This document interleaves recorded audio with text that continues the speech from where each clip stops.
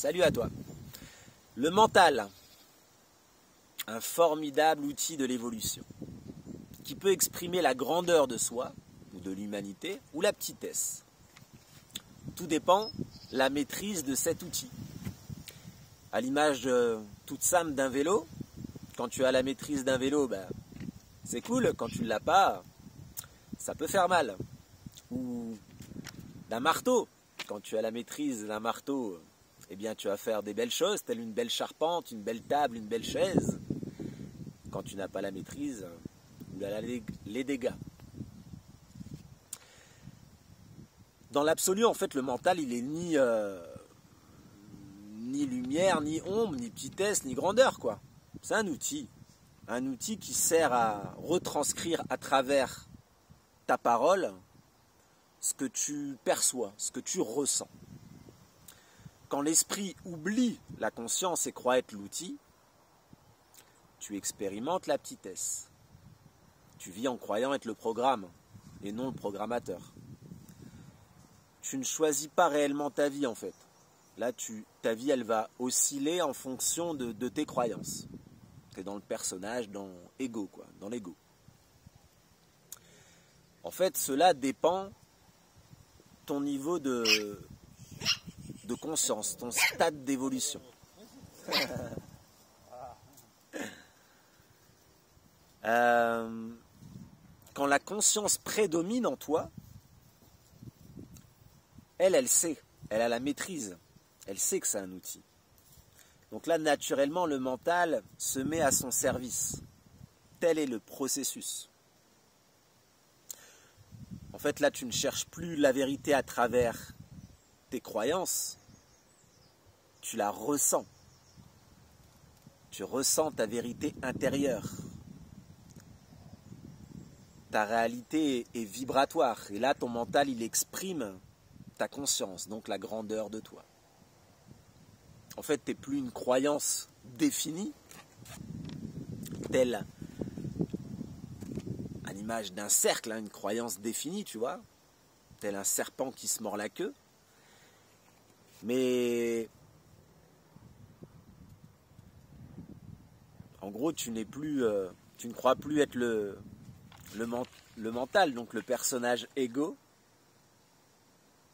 puisque le personnage s'efface au profit de l'être. C'est la sagesse. Tu fonctionnes de façon moins partielle. Tu ne joues plus le jeu du personnage, ou tu expérimentes plus le jeu du personnage, ou la vie du personnage.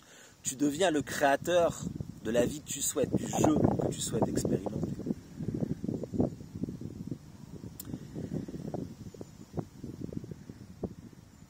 Mais dans tous les cas, quand tu es encore dans le personnage et que tes croyances définissent ta réalité,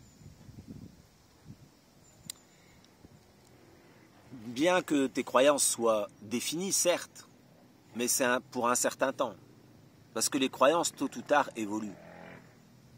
Les croyances tombent, se font et se défont. Donc tu passes de cercle, en gros, d'une croyance toute petite à une plus grande, etc. Tu évolues comme cela.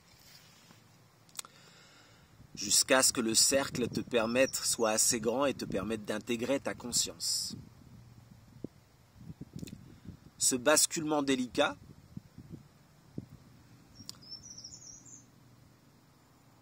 quand l'esprit inconscient, en gros, apprivoise, maîtrise peu à peu l'outil pour œuvrer en conscience. Et en conscience, la conscience, c'est l'infini, ce n'est plus défini. Et c'est un basculement délicat en gros, parce que tu passes de quelque chose de connu, ce qui est défini, à la grandeur qui est infinie. Donc tu passes à l'inconnu, la plus grande peur de l'humanité, ce qui fait que la peur de l'esprit enfermé dans la croyance. Je dirais comme ça, la peur de l'esprit inconscient enfermé dans la croyance. Donc tu ressens un vide illusoire. En fait, tu ressens le calme intérieur, l'harmonie, ce qui t'était inconnu auparavant, ou connu de manière très très très partielle. Mais là, ça devient beaucoup plus fort en toi. Voilà pourquoi ça fait peur, parce que c'est inconnu, tout simplement. Cette étape transitoire, en gros, c'est l'abandon à la conscience, à la grandeur de soi, à la vie. Dit autrement, la foi. Le passage de l'expression de la petitesse à la grandeur. La chrysalide de la chenille.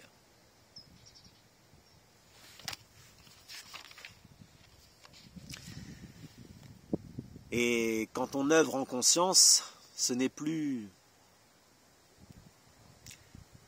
l'expérimentation de la séparation, de la domination, de la comparaison malsaine. Tu sais, pas la comparaison, tiens, je me compare pour m'inspirer, je me compare à, ah tiens, je compare tel chemin et tel chemin pour savoir comment œuvrer dans ce plus grand chemin. Mais la comparaison, tu sais, ah pourquoi lui il a le droit à ça, ou pourquoi lui il a ça et moi j'ai pas ça. Donc tout ce genre de choses qui amènent à les guerres, la souffrance. Mais voilà, quand c'est la conscience qui prédomine en toi, et bien là c'est l'unification, l'entraide. Donc ce qui amène l'harmonie, la paix intérieure.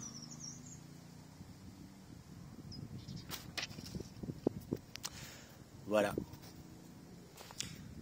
Donc j'ai pas mal marché, tu vois, j'ai canalisé comme ça. Et j'ai tellement canalisé pas mal de choses sur ma marche que j'ai écrit au fur et à mesure parce que j'avais pas envie de m'arrêter, de faire de vidéos.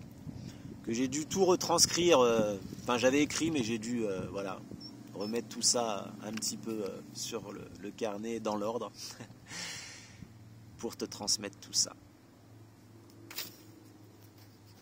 Et avant de terminer, je te fais un petit tour de là où je suis. Tiens, je vais t'emmener dans la grandeur manifestée dans ce monde par la création, par la beauté de la nature, la magnificence. Voilà. La grandeur manifestée, ça donne quoi?